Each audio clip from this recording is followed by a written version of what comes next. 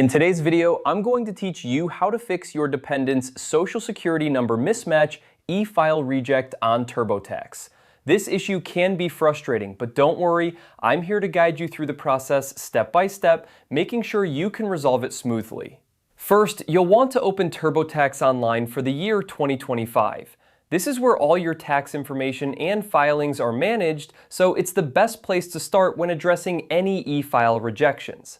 Once you're logged in, locate the notifications section. This is typically found on your dashboard and is where TurboTax will alert you to any filing issues, including social security number mismatches.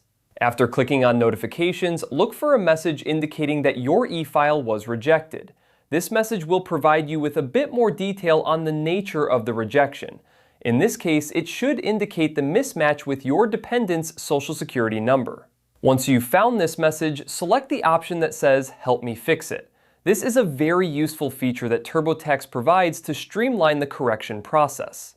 When you click Help me fix it, TurboTax will guide you through the necessary steps to correct the name or social security number. Make sure to follow the on-screen instructions carefully. It's crucial to enter the data exactly as it appears on your dependent's social security card to avoid any future mismatches. Pay careful attention to spelling, number sequences, and any potential typos.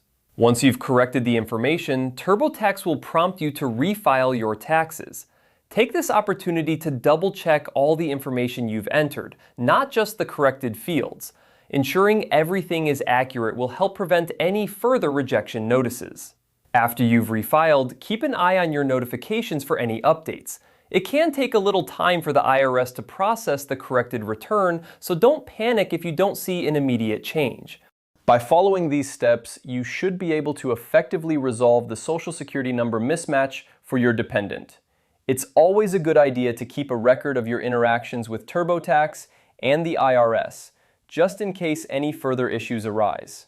If you find yourself needing additional help, TurboTax offers support options to guide you through more complex issues.